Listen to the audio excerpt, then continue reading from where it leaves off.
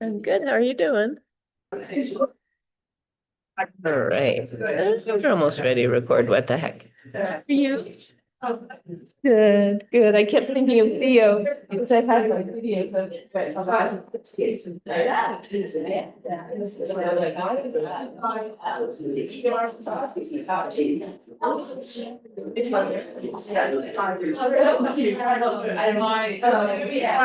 I understand that. I want to make sure. I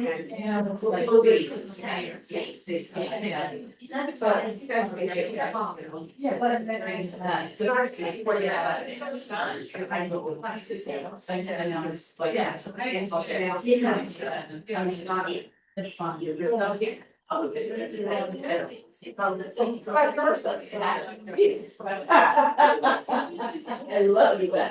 And continue to live.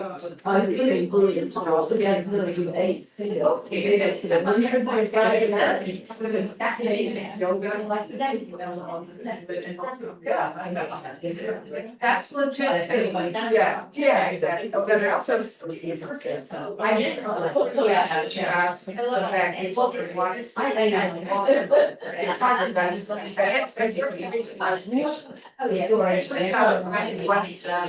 exactly. Or no, he's.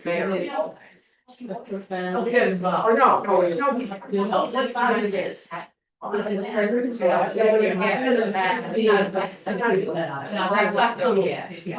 I have to. So I probably have to say.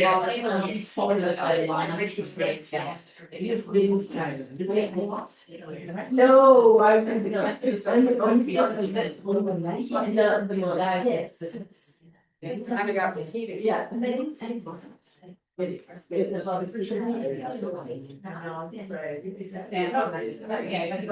Sitting there behind the phone. And that's really, he's ready. He wants to get picked up, I like, okay. It is what it is, I don't know. That's pretty good.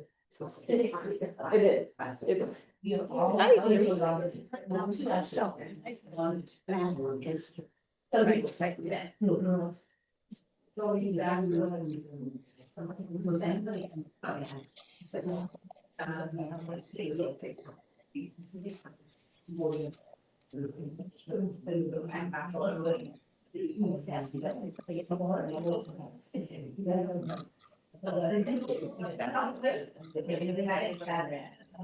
say that.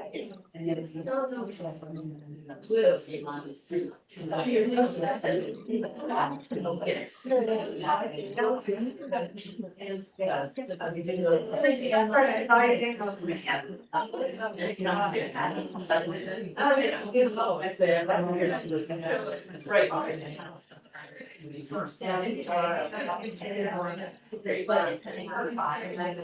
you got. Almost there. Yeah. Wow. Good. So, yeah, like where in all directions.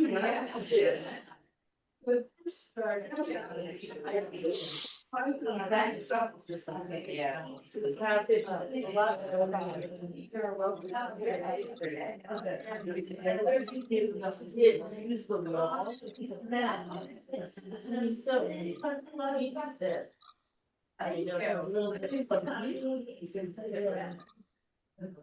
Very good. That's what I'm saying. Anything but so people can. Sometimes people can be good. Just to like, oh, maybe I heard that. Very nice. So you're only. Okay. And two blocks. It's like. I cannot. That's hard to look at night. Yes. All plenty.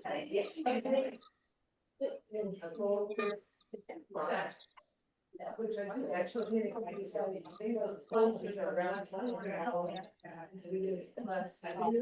Okay.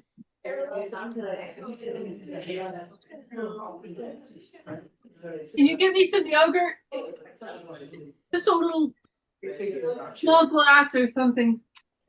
Not even, half a bowl. something. There's a spot right here. Or we can move things around this way. If I squeeze in here. Inside. Switch this over, Still, so Cecilia doesn't have her nose under the stool. I just push this a little bit. All right, so we are going to start lying down. So, and where you are, Elizabeth, is perfect. If when you're lying down, your legs are up a wall, awesome. If when you're lying down, your knees are bent and your feet are flat, also awesome. So take your time, make sure you have enough height under your head so that your neck and shoulder, oh yes, please, thank you, Sandra, that would be great, so glad. Oh yeah, voila, hiding behind the door, impossible to find, and I was gonna get them for you, but I forgot. Yeah. So we're finding your way to a lying down position as and when you feel comfortable. Don't rush. Accessories. so your cat broke? With you, Sarah. Cat broke? Take your time to settle down and I'm going to Oh, put things in and start the. Started. Not forgotten you people online, even though it appears that I have. Let me get my keywords here. Okay. I apologize to those of you online who are thinking, what the heck? Why are we not a part of the equation here? Hi there, Susanna, welcome. good morning. Debbie, good morning. Go ahead and spotlight my screen. Please do not hesitate to unmute. Hi, Lisa. Hi. Hi, Claire. We'll go ahead and mute you so that we can get started. The recording is going, so please don't hesitate to ask me to send you the link. That's never a problem. And we'll get going. Okay. Now, as you're lying on your back, the first goal is to establish the felt sense of your breath just as it is without manipulating or changing it so that you can feel in your body the effect of the breath as it is before we manipulate it. So taking some deep, full inhalations and exhalations. We begin by expanding into your belly. So after you've observed your intrinsic breath for a couple of rounds, we start with belly breathing. Slowly fill your belly completely with air. Of course, that's really not what's happening because none of us pull air into our abdominal area. Really, it's your diaphragm. Allow your diaphragm to push down, contract, engage so that your lungs fill completely. And then exhaling, squeeze your belly button to your spine, contract 360 degrees around your waist, right around your belly button area, but all the way around your whole body at that latitude. Squeeze out all the air. Then inhale, fill up. As you breathe, you might feel your internal organs rise. That's why we call it belly breathing, because you're pushing those organs down and away from the top of your head and up towards the ceiling by engaging your diaphragm. Then it's weird because you don't really feel like you're contracting something when you breathe in, right? But that's actually what's happening. Exhaling, you squeeze your abdominals down and in. Your diaphragm is actually relaxing. Another weird thing. Find your breath, fill your belly, inhale completely, and exhale. Now start to press your low back flat as you exhale. Becomes, well, the movement now that you'll find in your pelvis is probably a subtle cat cowing of your back. If your legs are in a different position than knees bent, feet flat, you might not feel it quite as much, but don't worry, you don't need to change position. Merely observe the gentle rise and fall of your lumbar spine because you're purposefully pressing it down into the mat upon exhalation and letting it rise softly like bread dough up upon inhalation. 3 more of these and become aware as best you can of the space at your low ribs. So when you exhale, not only are you pulling your belly button down, you're also closing your low ribs down and together, contracting using your intercostal muscles, which we're not typically terribly aware of. And then on the inhalation, also expand your rib cage. After your last round, relax and let your breath breathe you. Just notice now the back of your skull, the back of your shoulders, the back of your back, where you meet the mat and where you don't. Feel your buttocks and your hips on the mat, your legs, if they're on the mat, your feet, or none of that. Maybe you feel your feet on the wall. And take a couple of breaths here, noticing the imprint of your body on the surfaces below or behind you.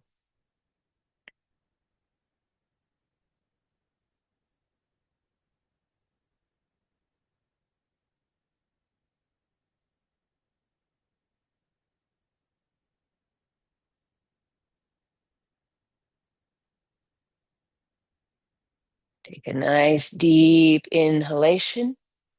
And on your exhalation, gently draw your knees towards your nose.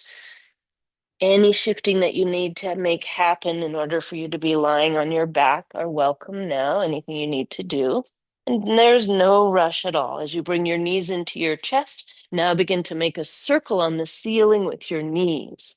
And if you discover that you need to change the level of support that you have under your head at any point during the class, please do. Take the props that you need and compost the ones that you don't.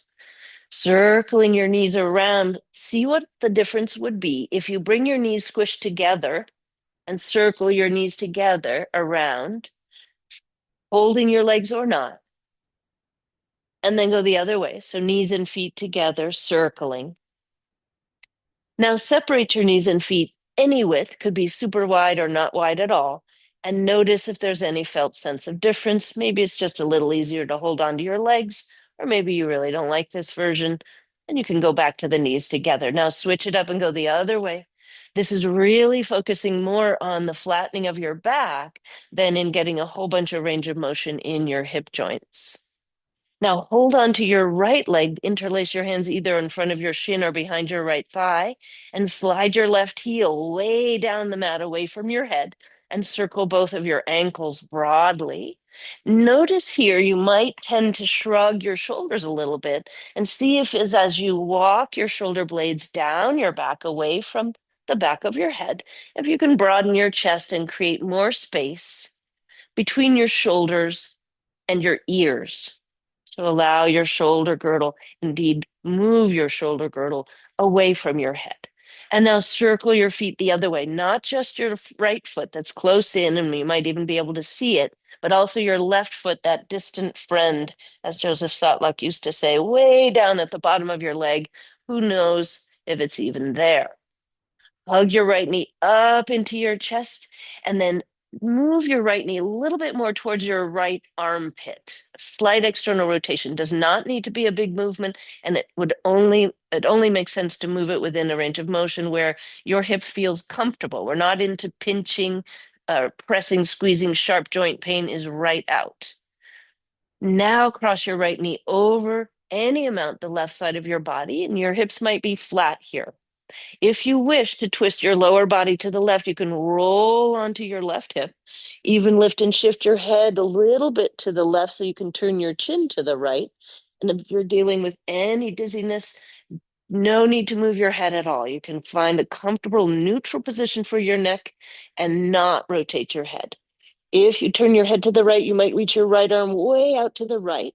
And now add some resistance. What do I mean by that? It means like you pull down on your right thigh with your left hand, down and over to the left, and you push up into your hand with your thigh itself, your leg, to create an action and engagement in your outer right hip as you twist right. Inhaling, bring your chin to center, though not moving your head if you're dealing with vertigo. Turn your chin all the way left. And again, inhaling your chin right. Yeah, so moving your head and neck only if it's appropriate. One more time, chin left. Big breath into your right lung. Exhale your chin to the right. Ground your right shoulder. Hug your belly button into your spine and kick through your left leg, your down leg. Now slowly roll back onto your back, easy, soft, like a little jellyfish on the beach, rolling, rolling, rolling. Bring both knees into your chest. And now make a circle on the ceiling with your knees. When I was a kid in San Diego, we visited and there was a Portuguese man of war jellyfish. Man, that thing was like, I don't know. As a kid, I thought it was 5 feet across. I bet it wasn't. But it was purple and green and blue. Terrifying. Circle your knees. So, anyway, jellyfish aside, hold on to your left thigh, either using your thigh or your shin as a place to interlace your hands. Slide your right leg way down the mat.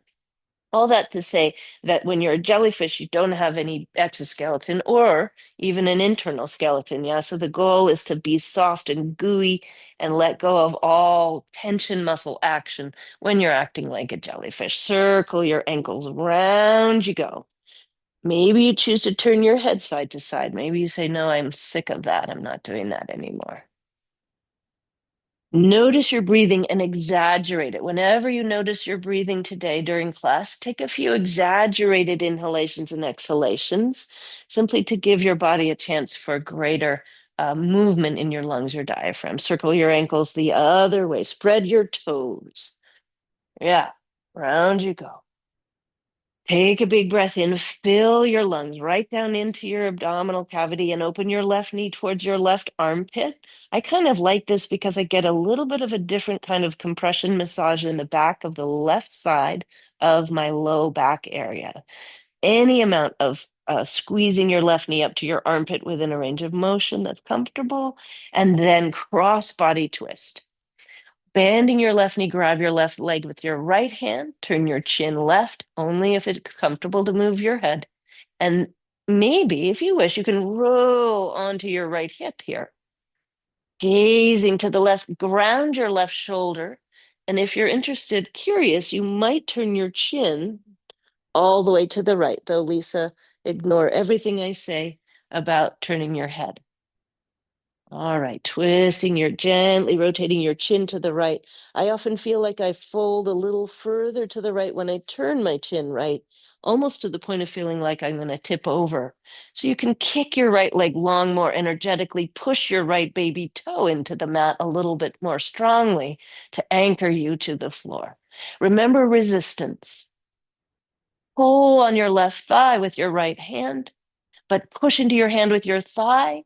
You're activating that whole outer hip sacroiliac joint area. It's really a pretty big amount of real estate, stretching and engaging at the same time. Big breath in, turn your chin if you're a chin turner. Big breath out. And slowly jellyfish your way back onto your back. Remember, no bones, nothing sharp in your whole body. Curl your knees into your chest. Now, this time, instead of bringing your knees and making the same circle with your knees together, push both your knees to the bottom of your mat. Then bring both knees wide, wide, wide to the outer edges, back up into your chest, and then down. And there we go. So this is your butterfly knee circles. Make sure that the movement you choose is the one that's workable for your hip joints. Maybe your knees go super wide. Maybe they don't go very wide. Maybe not much wider than the outer edges of your rib cage or hips. Not a problem. And then switch it up and go the other way. And this time tune into your catting and cowing of your pelvis. Notice your breathing. All right. Now from here, bring your palms down to the outer edges of your mat, below your buttocks. Press your palms, press your shoulders, press your elbows as if you're trying to make an imprint of your body in the sticky mat. Now, notice what your chest, your neck, and your shoulders are doing. Is there a way for you to walk your shoulder blades further away from your head? And then maybe start tapping your toes, meaning you take your right toes, tap the mat in front of your right buttock, and pull your right knee back into your chest, using your hip flexors, the muscles in the front of your hips, to make this movement of knee tucking. The movement of your leg moving away is, of course, also involving your hip flexors, but an eccentric contraction, and also your buttocks and your hamstrings. Now, try to keep your low back flat, which means you have to engage your core muscles. If this is proving kind of easy and you're kind of like, yeah, whatever, you might start to slide, kick your one leg long to hover at an angle appropriate for your low back and abdominal muscle balance.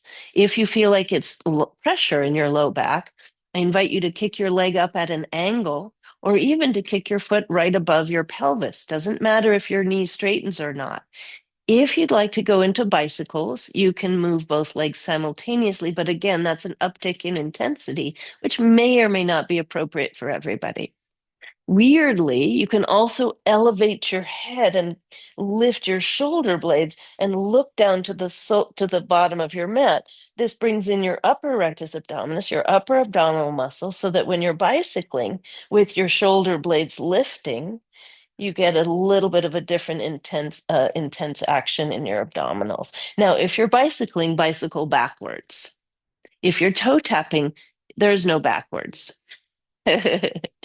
So you get to just endlessly tap your toes one at a time, but the focus is on that flattening of your low back that we did right at the very beginning of class when you exhaled and squeezed your belly button down into your spine. So toe tapping, alternately one knee into your chest, or one leg extensions with the other knee hugged into your chest, or a full bicycle maneuver. Yeah, nice choices. Really good, everybody. Oh, are you still breathing?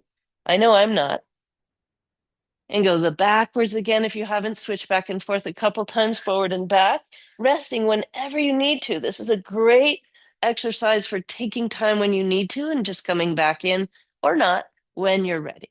And then bring your knees back into your chest and rock side to side. Okay, next, we take your right foot and put it flat. And now slowly make a circle with your left knee. For some, this circle will be larger, meaning that your knee goes way out to the side, way down to the bottom of your mat, and way up into your chest. And for others, the circle you make will be much more circumscribed, maybe just right above your hip joint there. Doesn't need to be a big circle that you make. Now, if your arms can go out to the side comfortably, either straight or cactused, any angle that works for your shoulders, you can start to bring a little twist into this movement.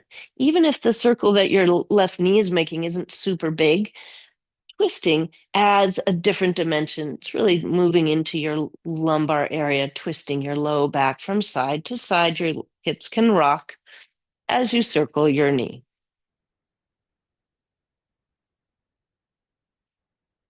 Good.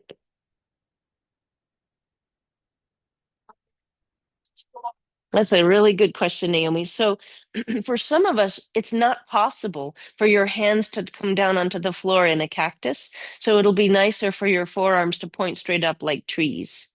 But if you can, drop your wrists backwards and downwards so you're in this sort of goalpost arm position, but flat on the floor. That for me is more relaxing. Sometimes you even need to pull your wrists in closer to your ears, and a sharper angle at your elbow means you can actually rest your hands differently. Yeah, that's it. And if it's none of that works, point your forearm straight up to the sky, and that gives you leverage with which to support the circling of your left knee, which is, going on endlessly. So switch the direction of your left knee. A couple breaths going in the opposite direction, massaging out your left hip joint, a little bit of your back of your hip. And then slowly lower your left foot flat, bend your left knee, and start the whole rigmarole with your right leg. Now, again, this knee circle can be a big one. You can start to add in the rotation of your pelvis from side to side, which again is supposed to be a massagey kind of situation, not stressful. So, this is range of motion work without added intensity to make you grind your teeth. This is meant to be kind of a nice gentling you into movement. And then I'll ask you to switch the direction sooner on this side since that was a oversight on the first side. Switch it up. Can always switch back and forth a couple of times in terms of the direction. Getting your hip joint warmed up here. Then meet me back in the center, bring both knees into your chest. And if you feel like, hey, wait a minute, we did 50 gazillion on the first side, and you short shrifted us on the second side. So please feel free to edit anything I say or do if you need a little more time in this or that. You take that time. Yeah. So me blabbing gave you a little more time for your right knee to circle if you were in the mood, or was it left? I guess it was left. And now take your block and run it between your two knees, right to left on its widest axis. So your block is pretty high up towards your knees. And what we want to set up for a not lifted bridge is to plant your feet flat, double check your block is right up between your knees, and rest your head, neck, and shoulders on the mat. If you are comfortable removing the height that's under your head, awesome. That might be helpful to you. For some of us, that's never going to be a good idea. So you maintain the height that you need and choose so that your shoulders, neck, and upper back can be comfortable. Now squeeze your block and keep the squeeze. This is not an episodic squeeze. This is a steady held squeeze. Anybody feel your inner thigh, inner groin muscles working? Okay. Now press your low back flat, adding to the internal, to the squeeze of your block. We're adding a posterior tilt to your pelvis and a squeeze of your abdominals, which brings your hip points closer to your low ribs. Squeeze, squeeze, squeeze here. Now spread your toes, soften your brow, relax your jaw, and see if you're shrugging your shoulders. Walk your shoulder blades deeper underneath your ribs and closer together. Now, if you wish for your palms to be flat on the mat down by your feet, awesome.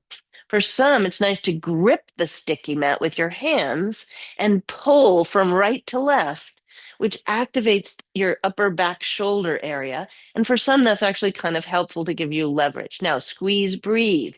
You can stay here and then relax everything. Take an inhale.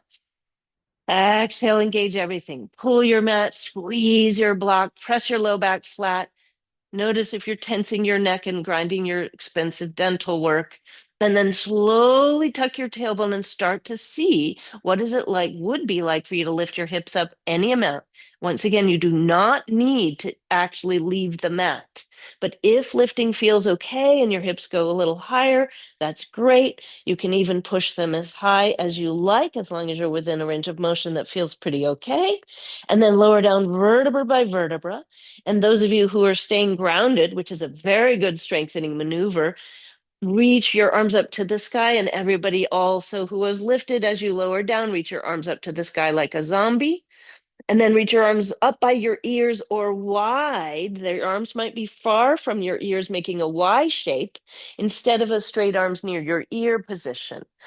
Inhale here with your arms reaching at any angle, including possibly right by your ears.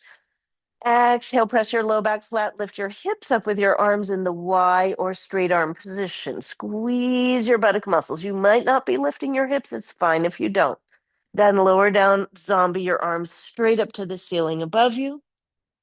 And float your arms all the way down to the sides of your mat. Even if you like to grab the mat, same thing, grab the mat. And then up again we go. Squeeze your glutes, press your pubic bone down. Or excuse me, press your tailbone up and flatten your low back. Squeeze your block. If you lift your hips, lead with your tailbone, your pubic bone. Lift your shoulders or your rib cage any amount if they're liftable, if your ribs can lift, and then float your arms zombie style up again. And now pause here with your hips lifted. And if your hips are grounded, pause with your hips grounded, but maintain the squeeze of your block, the flattening of your low back. Now, relax the back of your shoulders. You might even feel the weight pushing a little bit backwards into your shoulders and the back of your head. Soften the front of your throat, though we're not in the business of jamming your chin into your chest. So make space there as you need at the front of your neck. And then sweep your arms left as far as they'll go. Your right shoulder might even lift a little bit. And then sweep right up to the sky as high as your hands will go. You might feel your bony spine dig into the mat a little bit, not so lovely. And then arms to the right as far as they'll go. Breathing will go side to side now. Anytime you need to take a break, take a break. For some, it feels better to roll a little bit more onto one shoulder blade, taking the pressure out of the spine, out of your spine, because it tends to dig into the mat. One more time each side, or your version. Remember that thing called breathing? Then take your arms back to the Y shape or arms by your ears, the arms reaching at the angle that works for your shoulders. And now vertebra by vertebra from top to bottom, put first your topmost vertebra down, then your second, third, fourth, fifth, sixth, seventh, all your vertebrae come down one at a time ish, right? It's almost impossible to delineate each one, and then bring your knees into your chest, squeeze your block, hug your knees up into your chest, and flex your feet really energetically. Ken your feet as opposed to Barbie your feet. And then slowly bring your arms out to the sides. Notice if you need a cactus arm situation or a straight arm position. Choose the angle of your arms to suit your shoulders and go into a side twist, squeezing your block energetically. If you wish, you can turn your chin, not you, Lisa, from side to side. As your knees go right, your chin would go left. And as your knees go left, your chin might go right. Now hold in the twist. If you have your knees over to the left and you're holding and you feel stable, you might kick your right leg long, still squeezing the block. Then rebend your right knee, twisting your lower body legs to the left. Now straighten out your left leg. Whoa, good morning, hamstring. And rebend. That's it, Linda. Exactly. Right leg. So we're in the twist to the left, holding in the twist, and alternately kicking one leg at a time over to the side of the room. Yeah, that's it. Then roll back onto your back. Twist over to the right, hold and breathe on the right, and see about kicking through your left heel. So it's a held twist with optional leg extensions. That's it. If it's too easy for you, hug your knees closer up to your chest and straighten your knee more to bring your hamstrings into the equation. But you might turn your chin, weirdly, left. Push down with your right arm enough to ground your left shoulder as completely as you can. Yeah, twist, hold. Then slowly squeeze your block, come back to the center, round your back, and lift your shoulder blades up. Grab for the back of your thighs, hug your elbows down to the mat, squeeze your block, tuck your block in towards your nose, maybe even lift your head and shoulders up to join your knees. Squeeze, squeeze, squeeze your block, and then lower your upper body down and then take your block away. Now, one more twisty thing here before we come up to a different position. Cross your right thigh over your left. This is Garudasana, eagle pose, where your right thigh is completely crossed over your left thigh. Yeah, nicely done. Now, instead of taking the full bind where you could cross your right ankle underneath your left calf and twist yourself up like a little twisty vine on a fence, instead uncross your ankles and bring your right foot, that's your right foot, a little more to the left, and your left foot a little more to the right. For some, reaching for your knees and your upper outer calves can allow you to bring your knees in a little bit closer, but your back is flat as a pancake on the mat. And if you want to slide your hands down a little further towards your ankle bones, for some, this Garudasana pose can become almost a I forget the name of the pose for the moment, but the one where you're sitting Gomukhasana, right? So it's a little bit like cow face pose, where you pull your ankles out to right and left, stretching your hip joints. For some, very little movement of your feet sideways will occur. And for others, it's weirdly, pleasantly stretchy in your outer hips. Anybody feel a stretch? Okay. I do like to encourage you to flex your feet strongly when you're doing this instead of letting your feet be soft little kind of sleepy fish because we want engagement in your knees in a gentle way.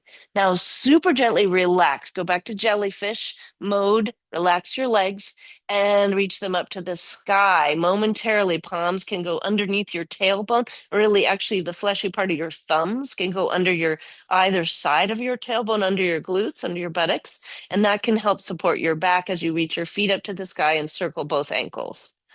When your feet are up towards the sky, Viparita Karani, you might find that your knees need to be bent. No problem. If your knees can straighten, lovely. Circle your ankles the other way, even to the point of feeling a little muscle fatigue in your lower legs. Spread your toes. Take a big breath in and let something go. Ah. Switching sides for Garudasana, cross your left thigh over your right Flex your feet and switch your hands to the place where you might gently grab your knees or upper calves, shins, really, and slide your hands down towards your ankles or not. We're not in the business of forcing here. Breathing as you move your feet right to left, you might feel a different kind of stretch in your hips. Just great question. I'm going to encourage you to lift your feet up a little bit, not aggressively.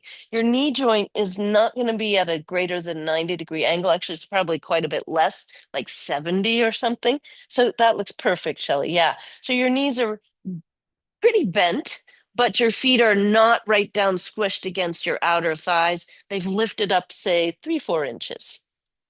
Breathing here into your belly, feel your low back flat. And then super slowly, gently untangle your legs, squeeze your legs into your chest and roll over to your favorite side. Maybe it's right, maybe it's left. And we'll come into a hands and knee position. You're like, hands and knee, wait a minute. Already? So, in order to be on hands and knees, for many people, how's the heat? It's a little too hot? A little hot? Okay, I'll take it down. So, we're going to meet on hands and knees with a block. It's okay? Okay. Oh, the door. Oh, okay, we can do that. Okay, do that. Get a little airflow in here. Now, hands and knees. This is a static position. I always talk about my dad teaching statics, the most boring subject, the physics of not moving, right? I mean, it's hard to find something more boring than that. However, the business of statics in yoga basically brings you into the realm of isometric contraction, where you squeeze your muscles, but you don't move your body. This is a great way to build strength in muscles, especially if you're recovering from any kind of, issue, injury, etc. And you start with isometrics because you're not challenging joints and tendons that need to be stabilized. You're actually stabilizing them and strengthening around them. Then you can move into movement-based strengthening. This one is where you can take a block and put it between your upper thighs. If you find that this position for a block does not work for you, you may discover instead, for example, that you could put the block down on the floor between your knees. I like to pad my knees because otherwise I just like some days are different than others. Some days I can put weight on my kneecaps and other days it just doesn't feel good. If you put weight on your palms and you notice that your wrists are feeling vulnerable, uncomfortable, you might opt for a block or two. We have so many blocks here in the studio. You could just put your forearms on a block like so, with your block on medium height. And the idea is that you're in a neutral position at first, but then you do a very slight cat curl of your tailbone down to flatten out your low back. So we're squeezing the block, pressing your palms together if you're on your forearms to activate your shoulders and your chest muscles. If you choose to be on your hands, you can roll up your sticky mat and place just the heel of your palm right off the edge with all 10 of your fingerprints digging into the wood. And that activates the muscles in your forearm, which tighten up your tendons and make space in your wrist. Microbend your elbows if you're on your palms. Yes. And now, unlike most alignments that we say in tabletop position like this, walk your hands at least one handprint in front of your shoulders. Yeah, beautiful, Linda. Yeah. And if your elbows tend to lock straight, micro bend your elbows backwards towards your knees. It's as if you're going to do a push up, but don't. You don't need to do a push up, but your elbows point straight back rather than out to the sides. Now squeeze your block and cat your back. If it's comfortable and helpful to you to scoop your belly in and up and tuck your chin in full cat, awesome. Squeezing your block. Now try to see what cow feels like as you keep squeezing your block. If you're on your palms, even if you're on your forearms, pull your arms towards your knees as you lift your chest and your tailbone. And now pull your belly button up into your spine, even though you're curving downward. And exhale back into cat. Now, adding in a backwards cant of your hips. Make your heels a little wider to make space for that block as you sink your hips any amount towards your heels. Of course, being mindful of your knees and knowing that you don't need to flex your knees and want to flex your knees more than they're comfortable. Inhale up into your cow. pull the sticky mat to your knees, draw your shoulders away from your ears, lift your chin, but not your eyelids. Soften your lids down, gaze down your nose, or close your eyes. Inhale here. Exhale, scoop and curl cat with a block. Squeeze, squeeze, squeeze, squeeze. Pull your belly button so deeply up into your spine that you're actually protecting your spine as you round it. And then inhaling into cow once more. Pull your chest through your upper arms. Lift your chin. Squeeze your shoulder blades away from your ears. Notice if you're shrugging. Yes. And then find a neutral spine. Lengthen through the crown of your head and remove the cat-cow from your body.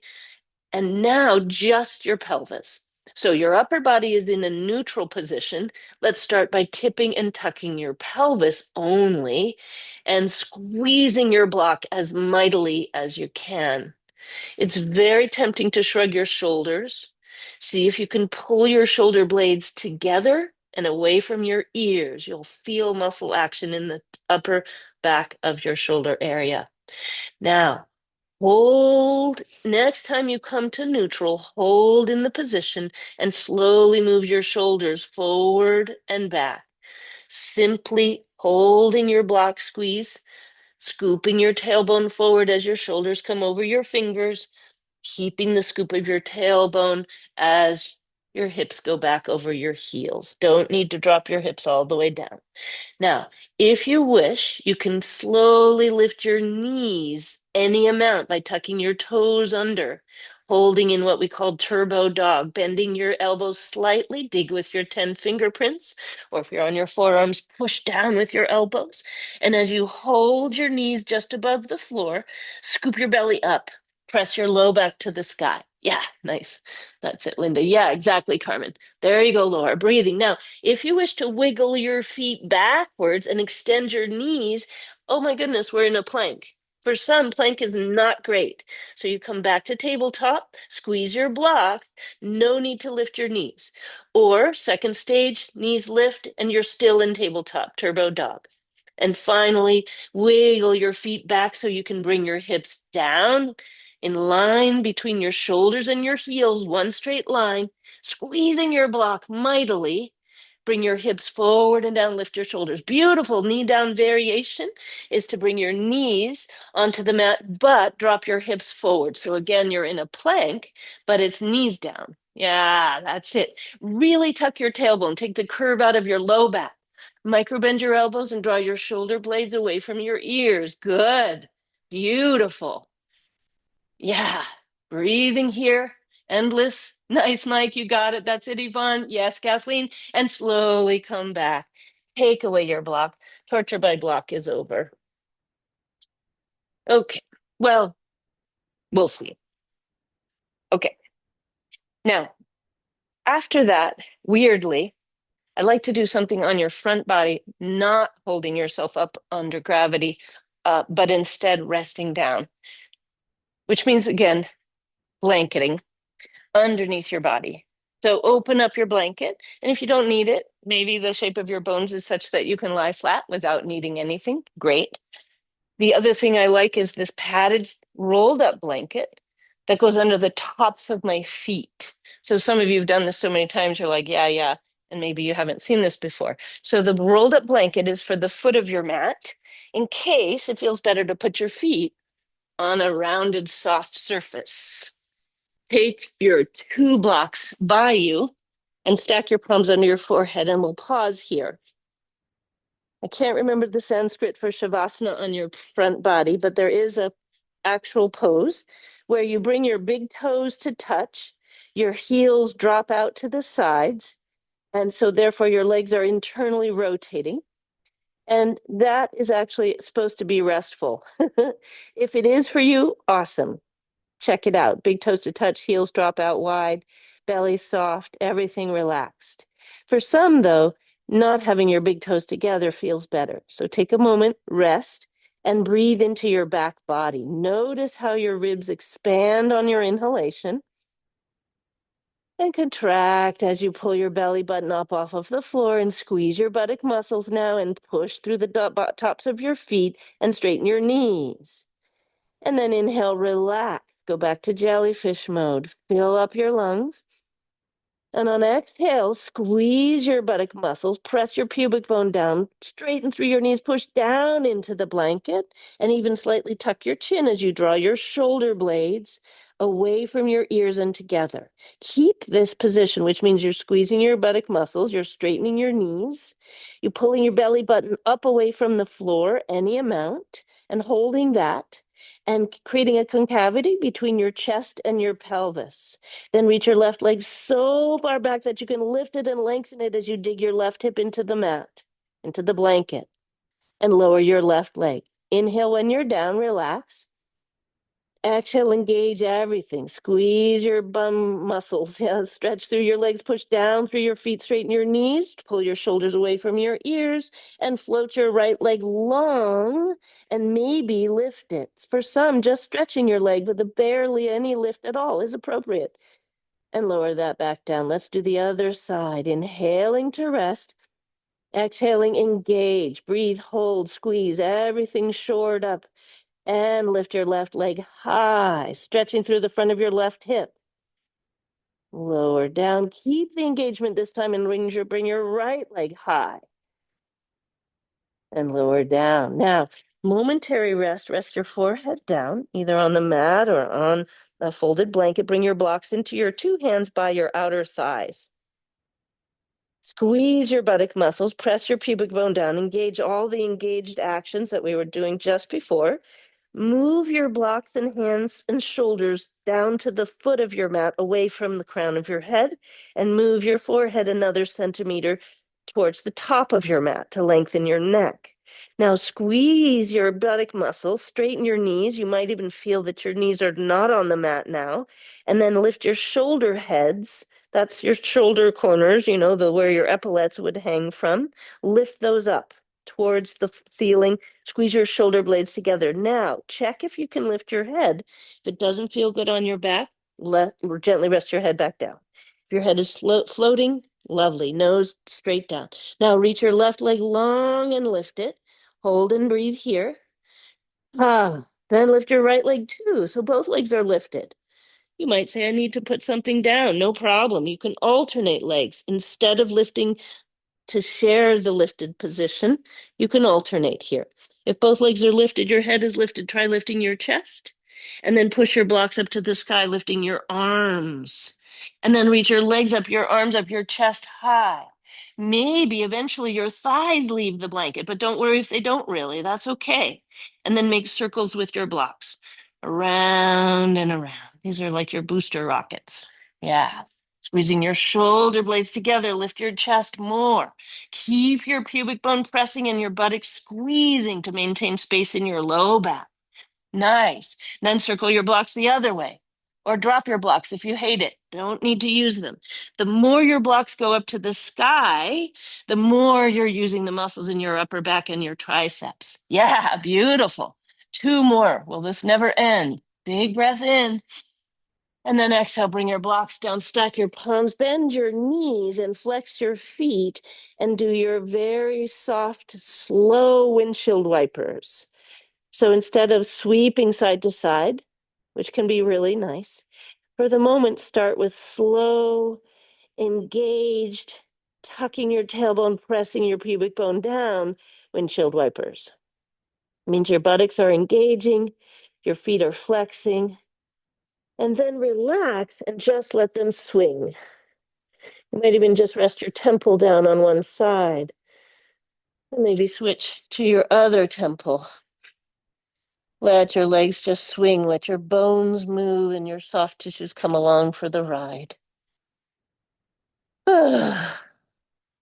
All right, now super slowly, we'll move back into tabletop, but what we want to be able to do is to put your foot against the wall.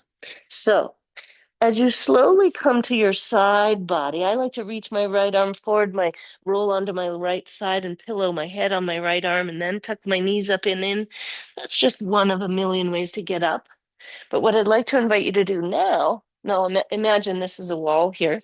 It's a chair, but you know, it's it's a wall, exactly.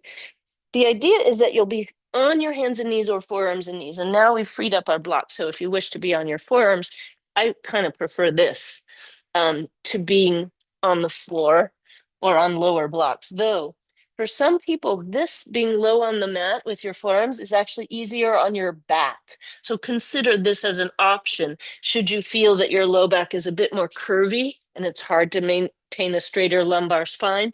Lowering your forearms can be helpful. The idea is that you'll be with putting your right foot up against the wall so that you need to place your left knee at a position where your left thigh can be perpendicular to the floor and your right foot can push flat into the wall. And if you tuck your chin and look back at your legs, what we want is for your hips to be square to the mat, your right foot to be pressing so firmly into the wall that you can feel your knee completely straighten, even lock. It's okay to lock your knee. Yeah, exactly, Shelley. Now, there is a feeling of pushing. Yeah, great question. So I feel like what I'm doing with my arms is I'm digging my hands or elbows down into the floor and forward towards the head of my mat so that I can push backwards into the wall, which means that your upper body is meant to be helping you push your foot deeper into the wall. Now, flatten out your low back by scooping your belly in and up. Tara, exactly. Notice that we want a little bit of a cat curl in your low back here. That's it, Linda. Pull your belly button in and up. That's it, Carmen. Yes, Ellie. Yes. Now notice your neck. It's very common for us to drop our heads because they're heavy and to feel like you want to grind your molars. Yeah. Now switch legs. Yes. So now it's your left leg. That's it, Shelley. Look at your left foot. That's it, Cecile. And see if you can turn your left toes straight down to the mat rather than letting them slightly turn out, which would be normal. You engage your muscles around your buttocks. Naturally, you're going to have a little external rotation. See if you can move that external rotation out and turn your toes straight down. Good.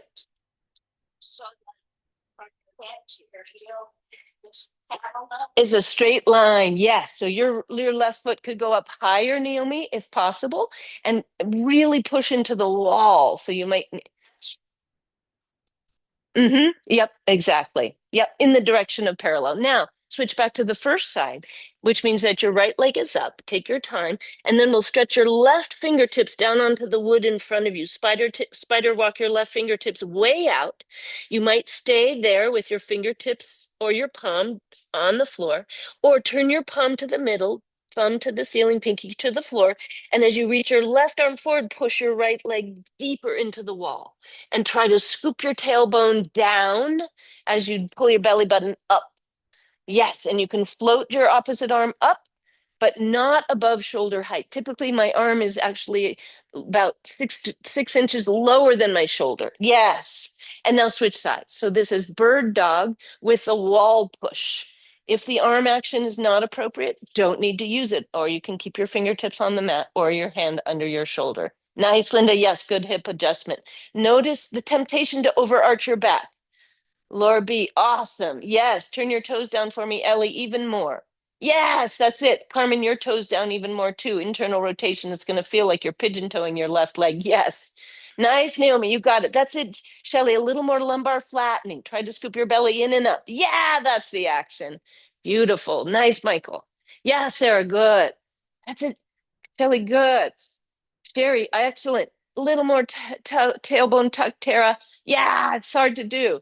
Carolyn, excellent. And come on down, take a break. Yeah, child's pose, puppy pose. If you are a child's pose person, sometimes just putting a block on top of your heels and lower shin area or calf area, you can squish a block between your heels and your buttock bones, and that can make it a little less intense for your knees. Though, that said, I'm a huge proponent of upside down child's pose, where you can hold onto the backs of your knees with your forearms or hands, and you can rock side to side. Very similar position, totally different loading on your joints and back. Yeah, take a big breath into your side ribs in your favorite resting pose. Ah, I love it, Elizabeth, with the blanket under your belly button. I love that. Child's pose with a folded kind of strudely blanket under your belly button. For some of us, really feels good, especially on your low back. Couple more deep breaths in. Notice your breathing. See if you can exaggerate the rounding 360 degrees around your torso of your body upon inhalation. And let go and relax upon exhalation.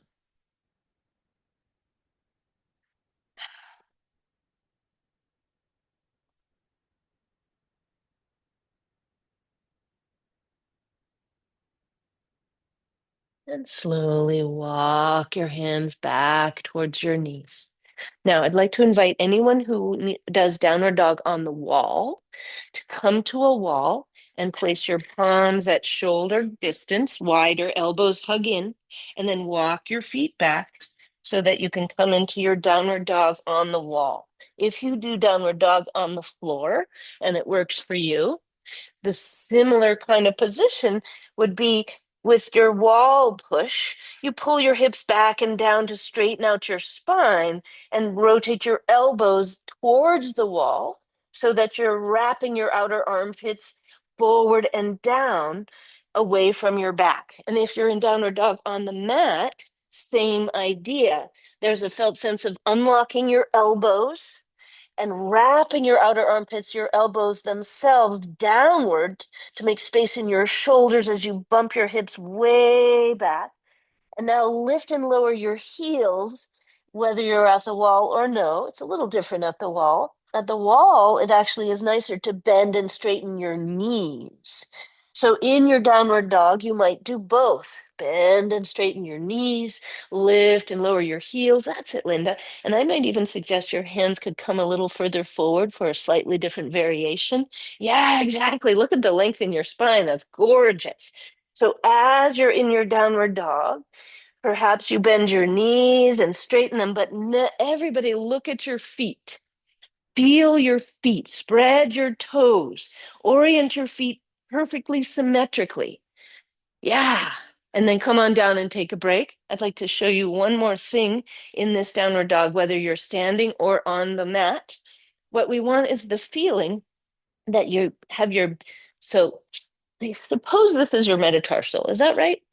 I always have trouble. The ball of your foot, we call it in Iyengar yoga, the ball, big toe mound, baby toe mound, whatever you call this.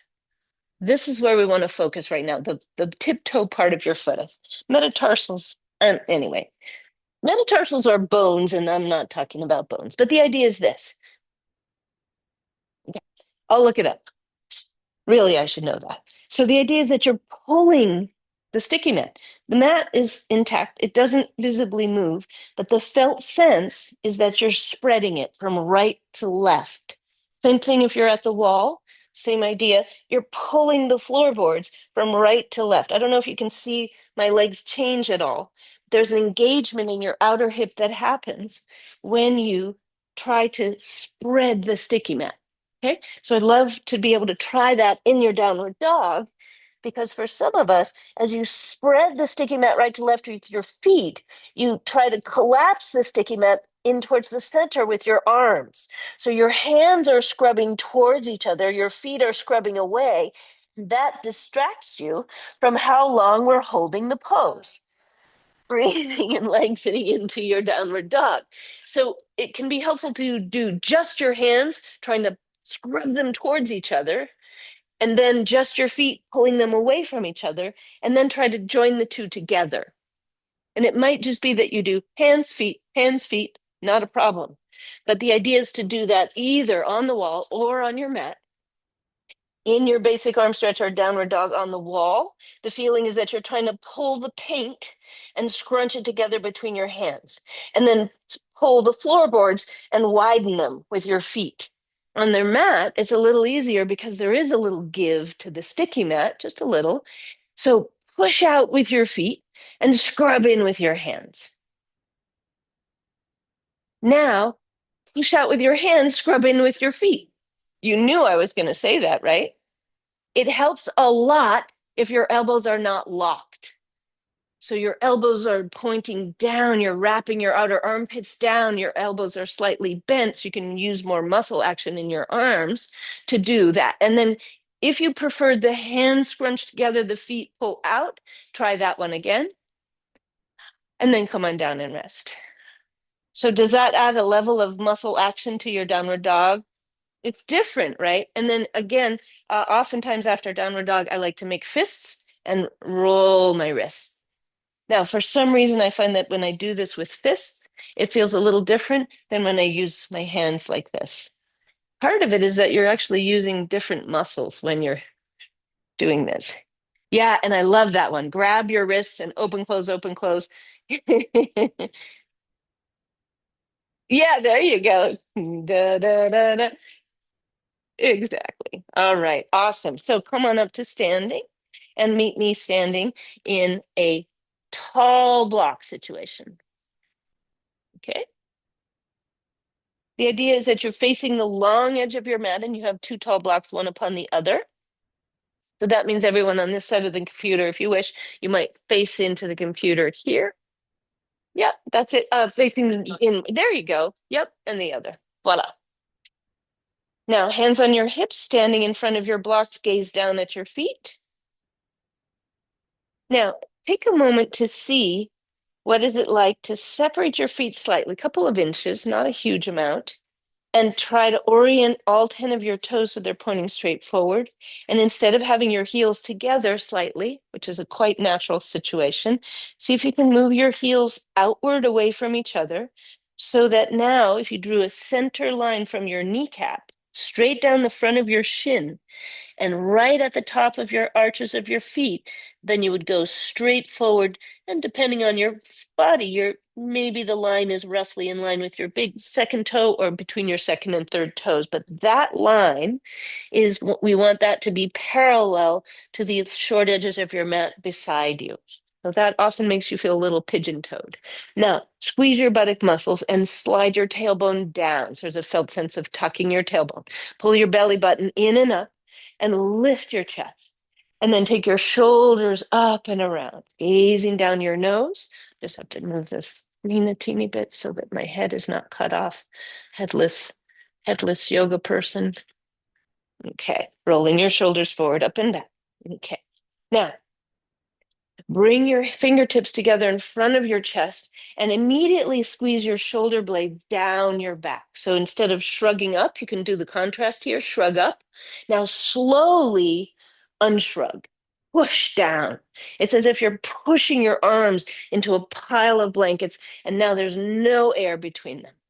And then shrug up and push down. Can you feel that in your upper back around your shoulder blades? Yeah, that's what we're looking for.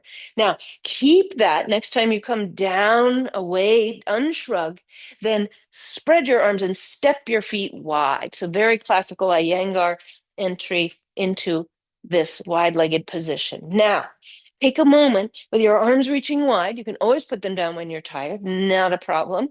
But if you can keep your arms reaching long and your shoulder blades still coming down, it's a no small amount of work in your shoulders. You feel that?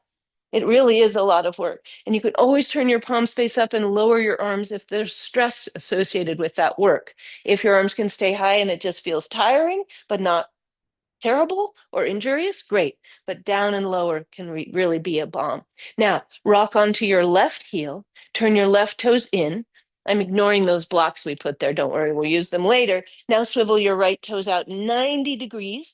Now reach again through your right arm and then reach through your left. Stand up as tall as you can. And then as you put your right hand inside your right thigh, move your knee towards your baby toe. Now, turn your left palm up. Reach your left arm high. So your torso is being elevated vertically by the reach of your left arm. Now bend your right knee. Yes. Now keep your left arm reaching. And as you bend at your hip crease, you can even take your right fingertips, squeeze them into that space right where your hip meets your thigh. Push the hip crease, your right hip crease to the left to tilt your upper body to the right, up and over. It's not a curving side bend, it's an up and over straight spine. Then gently put your right elbow on your thigh, right forearm on your thigh. Reach through your left arm so much that you stretch out your whole left side body. Spread your left toes, press your right heel, hug your belly in and up. Reach even more to the ceiling over your right baby toes or your right toes.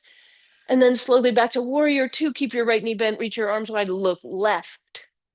over your chest, over your left shoulder. Yes. Open your right knee a little bit more to the wall behind you and let your left hip swing to the blocks in front of you slightly.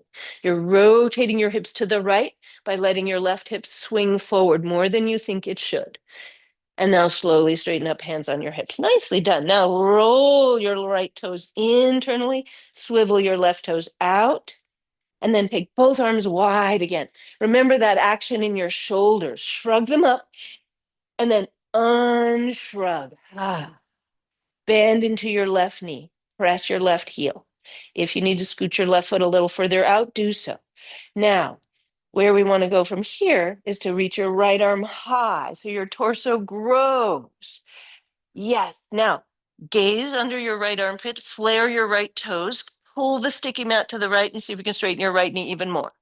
Yes, now keep your right arm lifted, look left, and swing your left knee toward your baby toe. You can even use your left hand to push your knee outward away from your midline. Now, slowly tilt to the left by taking your left fingertips into your left hip crease and pushing that hip crease to the right. Then bring your left elbow to your left thigh and look up at your right hand. Reach, reach, reach, squeeze your tailbone forward, pull your belly button in and up. Beautiful. That's it, Elizabeth. Yes, Sarah. Nice long spine. Maybe you even straighten your elbow by reaching your hand a little further to the ceiling and less over your ear. Yeah, beautiful, Lynn. Nice, Carolyn. One more big breath. Reach, reach, reach. Gorgeous, Cecile. And back to warrior two. No rest for the weary. Yes, deepen your left knee bend. Inhale. And exhale, out you come. Gorgeous. Hands on your hips, toe heel, toe heel. Now we'll go into a wide-legged forward fold after we do a little shake and take a walk. Oh, yeah, almost done. Nobody's looking at the clock, right? Some places they don't have clocks on the wall, where Linda and I teach no clocks on the wall. So people are like, and they're looking at their watch. They bring their phone in because they have to know what time it is because it's so hot. Uh, All right. Standing. Tadasana mountain pose. Back to that pose where you had your feet slightly separated. This time, bend your knees slightly, not aggressively. Squeeze your buttocks, tuck your tailbone. Okay. And then bring your arms out in front of you as if you're holding a big giant pile of blankets. Yeah.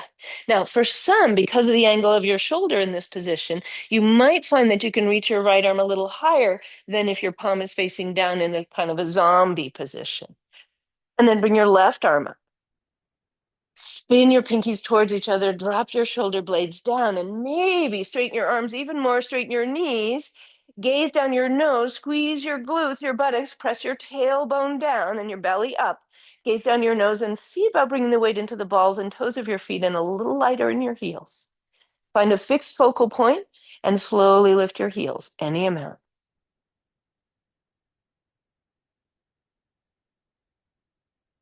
Breathing, sips of air, coming down when you need to. Now slowly come on down and with your feet grounded, bend your knees deeply to the degree that works for you. Your arms might need to come down. That's okay. You can keep them lifted. Good strengthening for your arms and shoulders. Straighten your knees one more time. Lift your heels, squeeze your inner thighs, squeeze your buttock muscles, pull your belly in and up. Reach even higher. You might even be shrugging a little bit. That's okay. Lengthen your torso even more. You can even really shrug up. You like the cat hanging from the rope or the tree. Remember that hang in there, baby? I hated that poster. Anyway, lowering your hips, lower your arms. And now step your right foot out and slowly let your body swing. I like to bend my knees for this, but some people find it better not.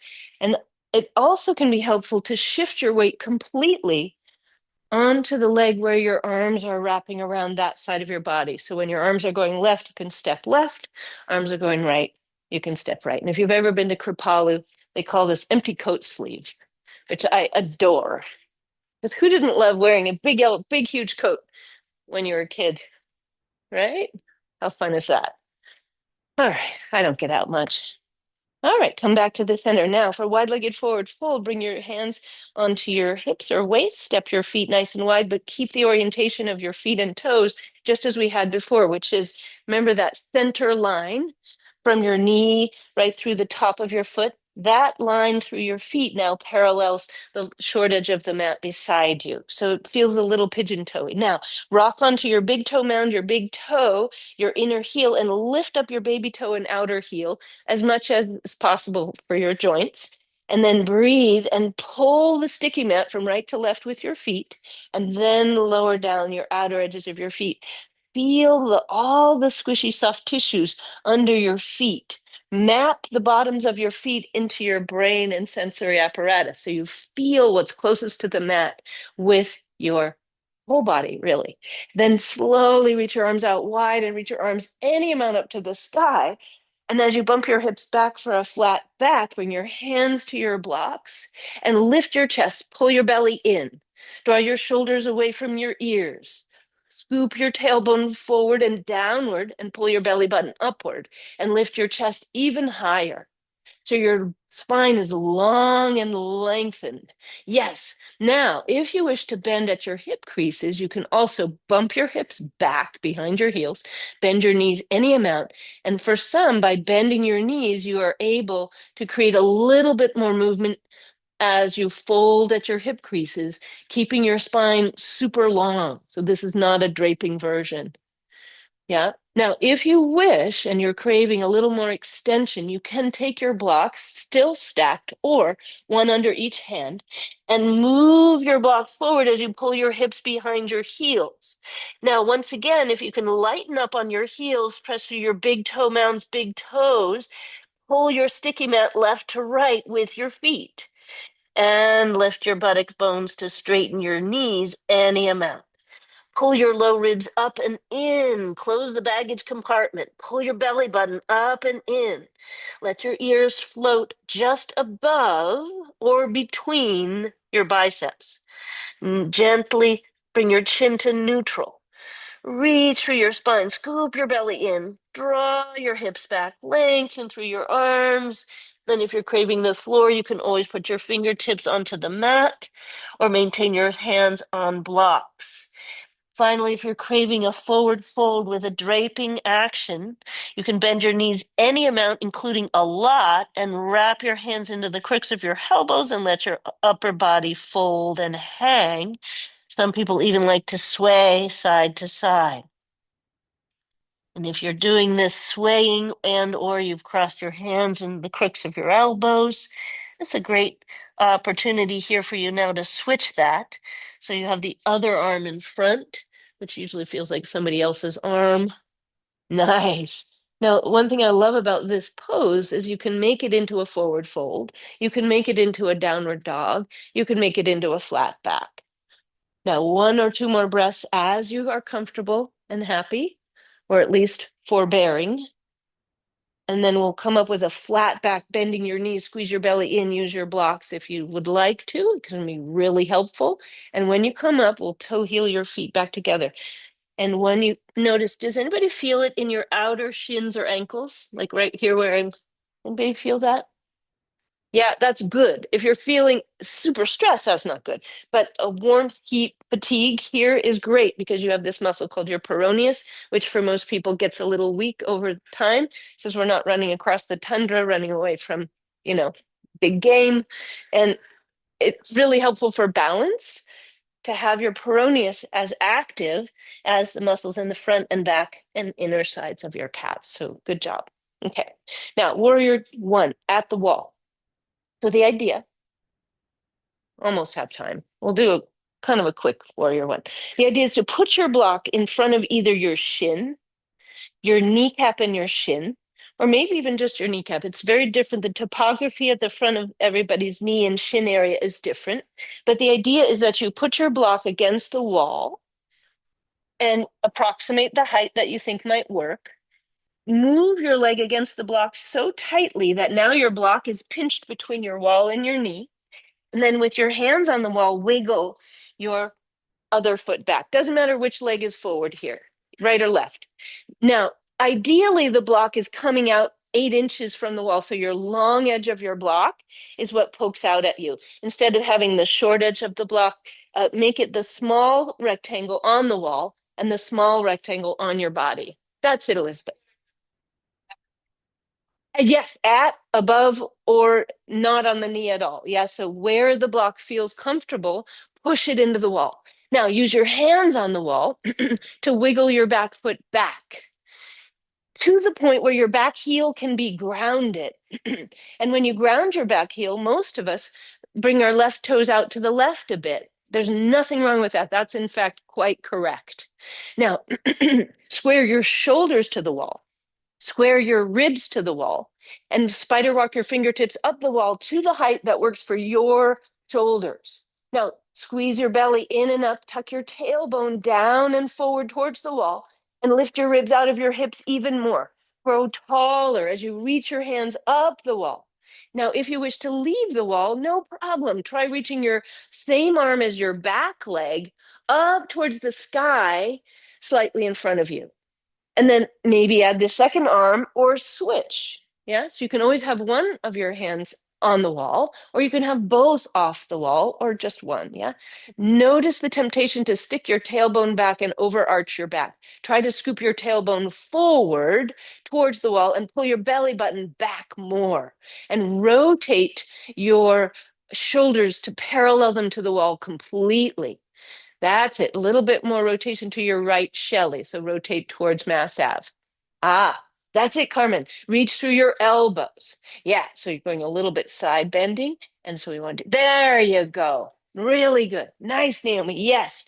Lengthening up. Yes. Oh my goodness. Gorgeous. Reaching up, up, up. Straighten your back knee a little bit more. Lift your ribs. Grow your spine. Yeah, beautiful, Linda. Little more of that feeling. Yeah, that's it. And then you go up, up, up, up, up, up, up, up, up, up, up, up, up. Gorgeous. One more breath here. I know it's torture. Choo. Nice, gorgeous. Yeah, there you go, Laura. And slowly bring your hands back to the wall and step forward. Nice, Ellie. That's it, Laura. Good. And shake out. Second side. Questions or complaints? Ah, great question. Way to integrate. Okay. So, second side. Now, I actually really do love this cue, which is that you can take your back foot and pull your sticky man backwards, like you're trying to stick it. I'm talking like my grandson. He talks like that all the time. Buzz Lightyear, bah! Right, so you pull the sticky mat back with your back foot and you feel, oh my gosh, my glutes are engaging. You're pressing your block into the wall, your hands are up the wall, and there's a felt sense of trying to pull your sticky mat longer behind you, if and as that feels appropriate. Gorgeous, Cecile. Yes. So your shoulders parallel the wall or countertop in front of you. Gorgeous. Yes. And then as you press your knee down, heel down, pull the sticky mat back with your right leg or your back leg and sweep your right arm or your back leg arm forward and up. Doesn't matter if you're on the other side. So same arm as back leg first. Yes, and then rotate your shoulders to parallel the wall in front of you. And now add, switch it out or add your other arm, the same arm as front leg. Yeah, nice. Breathing, lengthening, feeling the lift of your ribs out of your hips. The rotation comes more from your rib cage and shoulders, not from your hips. But as you dig in with your left heel, pull your sticky mat back with your right leg and lengthen your ribs up, even if it makes you a little shruggish. If you wish to tuck your chin a little bit, that can be helpful for sort of tightness in the back of your neck. Lift your ribs up, up, up, out of your hips. Gorgeous. And you can separate your hands a little bit to make space for your neck. Gorgeous hip. Very good. Yeah, Tara, gorgeous. Yeah, a little more length on your left side. There you go. Exactly. So that felt sense. Beautiful. Breathing, lengthening. Scoop your tailbone forward and down. Gorgeous, Lynn. Yeah, nicely done. Any amount this shoulder down. You got it. Yeah, gorgeous. All right, lean to the wall, slowly step forward, and out you come. Gorgeous. All right, take a break. Just a moment to relax your shoulders. This is a pretty casual thing.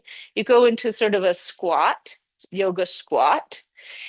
Optionally, you could put your elbow on your thigh and keep your spine long and let your right arm and maybe your head or not, and let your right shoulder fall with the weight of your arm. And for some, we need to keep your head in line with your spine because otherwise it doesn't feel good on your back.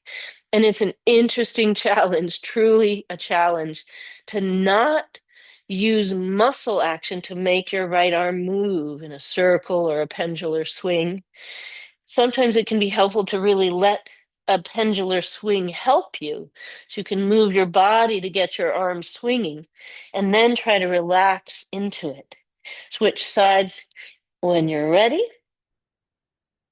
And if you like to do both arms, it can be really interesting. You do need to really engage your core, dig in with your heels, squeeze your buttocks to let both arms hang and swing so you're not overtaxing your back. Yeah, so just be sure you're protecting your body by really engaging your lower legs, your body. Beautiful. That's it, Linda. Nice, Carmen. Yeah, nice, Mike. That's it, Yvonne. Couple breaths. Ah. When you feel you've released both shoulders pretty evenly, come on back to your mat. Now, where I'd like to go is to stretch out your hip flexors. Now, for some of us, a block is kind of nice for this, and for others, you'll prefer a bolster. So choose which one you like, and you can test out the block and swap it out for the bolster. If you're using a bolster, it will go right to left, just as I have my block going. And then the idea is to bring your strap with you as you lie down. So typically, I'll put myself down in front or near my prop. Then, with my feet flat and my knees bent, I'll check to see if lifting up my hips and putting for me, this feels great. For some, you'll be like, meh, so what, you know? Now, with your hips elevated or not, you can also take a simple folded blanket. I'll show you my favorite strudel fold. You can take a folded, sort of thick but narrow blanket under your hips. That works great.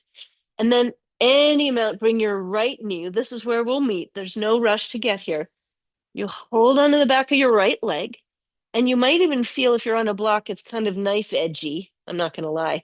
It's a little bit like the edge of the block kind of digs in, but don't worry because as you stretch your left heel, dig it into the mat away from your head, you may find that as you move in the direction of straightening your left knee and keep hugging your right knee gently close, tucking your shoulder blades away from your ears, you might hover your left leg because having your heel grounded might not feel right. Or you might keep your heel grounded and work in the direction of a straighter left knee. All the while, pull your belly button down, feel the scoop of your tailbone skyward. And if you wish, you can even circle your ankles. You know, I'm obsessed with circling my ankles. Brings blood flow into your lower body. Really good to do first thing when you wake up. Get your circulation going. And now, if it's not intense enough, some of you may need to add extra height under your hips. Crazy as that sounds, for those of you who already feel a serious degree of stretch in the front of your left hip, great. You don't need to add any height. But for some, it actually helps you get to the point of elongation in your hip flexors where you're starting to stretch a little more if you add another layer of height under your hips. Now, after breathing into this, stretching, lengthening, I invite you to bend your left knee, put your left foot flat, and either use your strap or your interlaced hands behind your thigh. Your strap will go on your foot and see about stretching your right heel up to the sky. Whoa, hamstring stretch. And maybe your knee will move in the direction of straightening. You don't need to straighten your knee completely in order to stretch your hamstrings. That's the good news. The more you draw your thigh bone down towards your chest, and in that context, try to straighten your knee, you're really stretching your whole back line here by having your hips elevated and drawing your knee towards your chest as you lengthen through your knee, circling your ankle as you wish. Hold for a couple of breaths, moving, bending and straightening your knees, circling your ankle, and perhaps going back to the hip flexor stretch that we started with as a bit of a coda. Lengthen through your left leg, hug your right knee in close. Take a really big breath in and a full breath out. Now, very gingerly, these transitions, they're just as important as the stretches. Relax your legs as much as you can.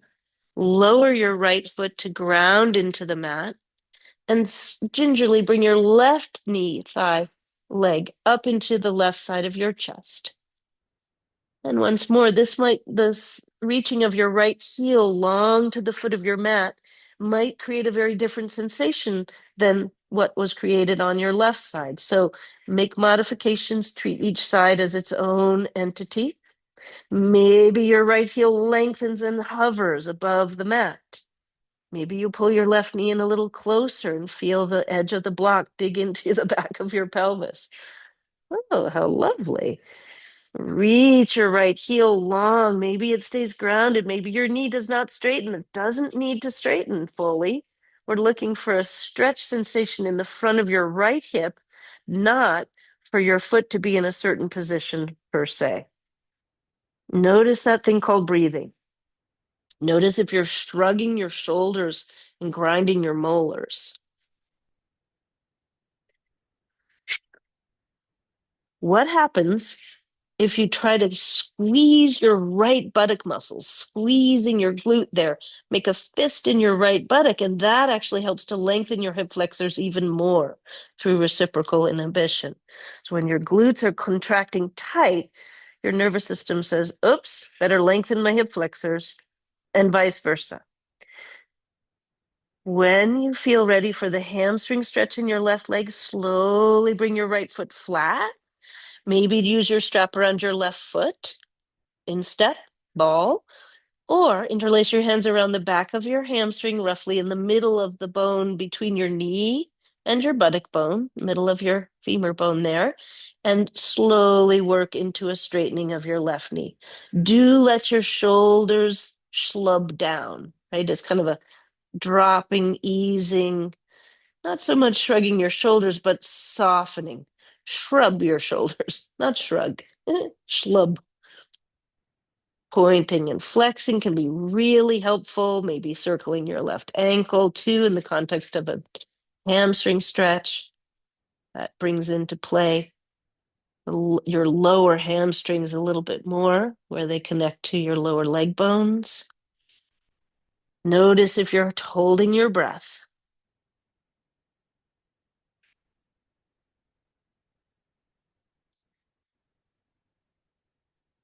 If you did the coda on the other side, whereby you stretched your right leg long again and focused on the stretching of your right hip flexor again, feel free to do that.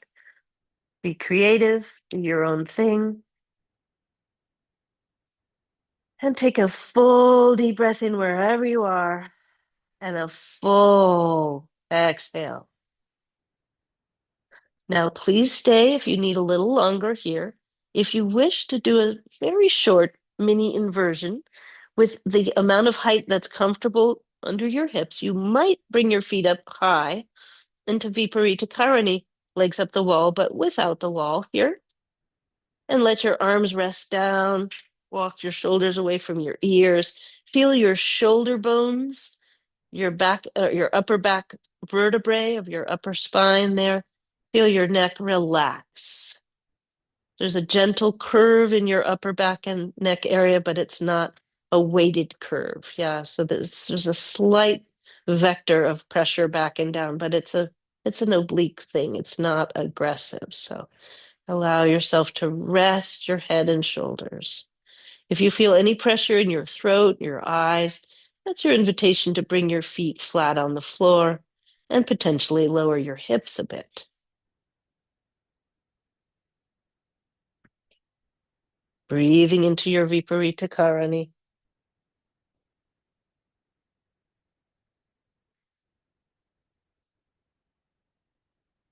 Now, for those who would like to stay here for Shavasana, you might be like, what the heck? That's crazy. You are welcome to do so. For those who'd like to come on down, you might start by bending your knees, tiptoeing your feet into the mat with your heels lifted, gives you more leverage with which to lift your hips off of your blocks. Often, when I come on down after that sort of thing, I'll put a blanket under my head and neck because I need it. And then you might also bring your knees into your chest and rock side to side. And if you'd like to go into deep relaxation on the mat, I often like to do the following, which is to roll up my blanket into a cylinder, place that cylinder directly under my upper thighs, and then rest into Shavasana. On this kind of a day, you might need a little extra warmth. So please feel free to take your sweatshirt, put it back on, your socks on. I'm going to close this door just because of the cold draft.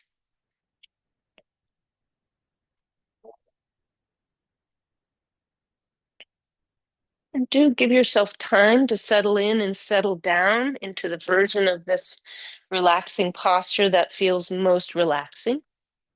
This is meant to be a pose where you don't do anything. The hardest thing of all in yoga is to not do anything. So take moments of not doing. When you realize you're doing, don't do. Try not to do. Try to be just in the breath, just in sensation, just in the feeling of your body against the surfaces below you, just in the play of light on the other side of your eyelids.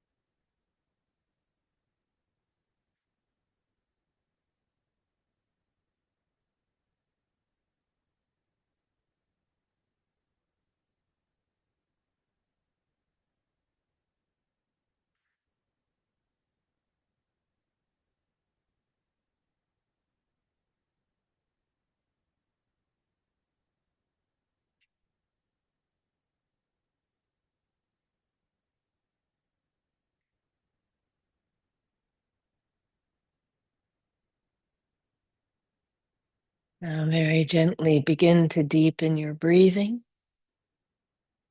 And if you notice that you're resting so comfortably, you're resting comfortably and don't like to move, no problem. You don't need to move. But otherwise, begin to make the comfortable, easy movements that come organically to you without really thinking. The body knows what it needs. And if you do choose to come to a seated position, allow yourself to make your way there slowly, attentively, and choose a seated position that allows your joints to be easy. You might even lean up against the wall or sit up on a bolster. Any of those kinds of any props you need to sit comfortably are always welcome.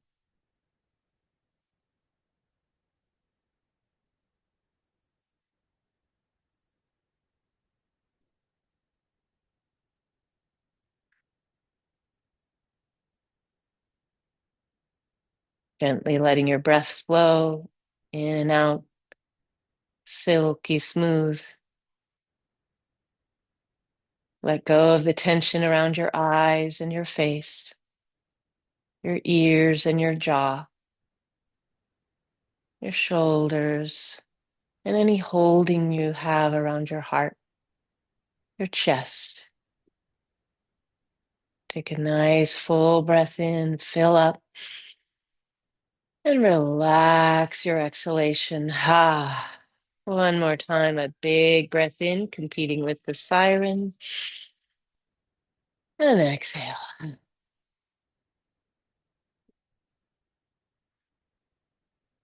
Bringing your palms together in front of your heart for Namaskarasana, if that serves you.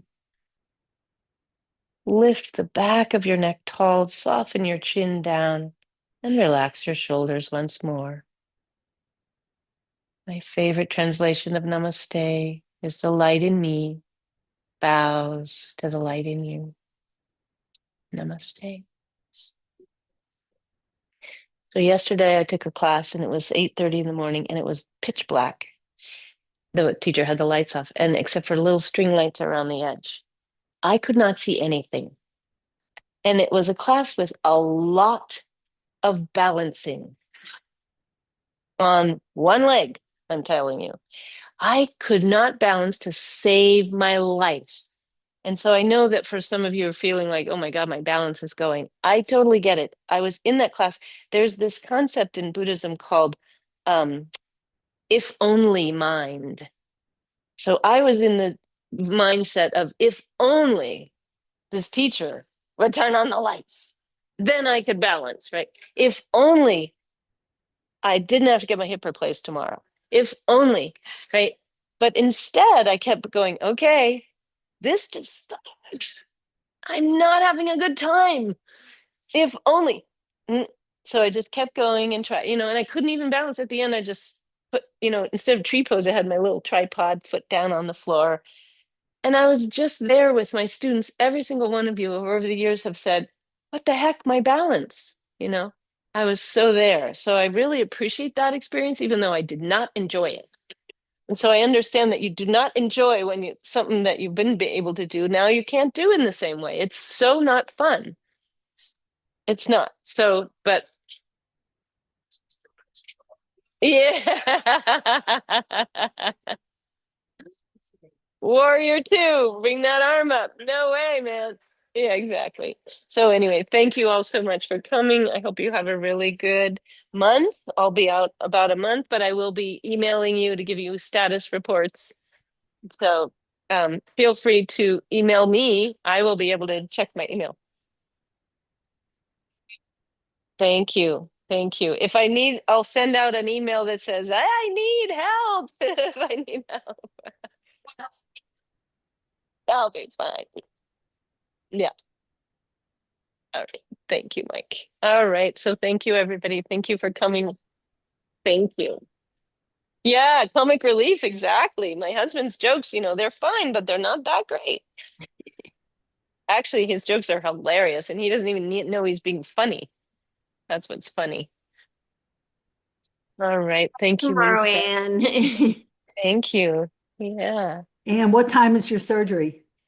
They haven't told me yet. I'm waiting for a phone call this morning. It's possible they could have called me.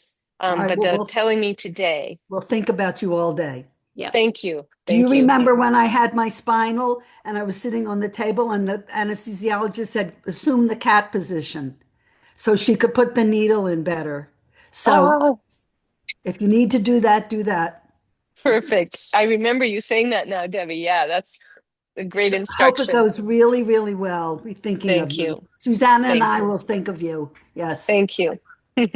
Susanna, you're muted, my dear. Yeah. Thank you, Debbie. I Thank really you. appreciate that. Thank you. This was the best class ever, and I'm going to be asking for it. And we will be thinking of you all day tomorrow. If there's All day. anything that you need, anything at all. All Thank right. you. I I love will you. reach out. Thank you. Love you. You All too. right. Me Mwah. too. Me too. Ciao. Bye.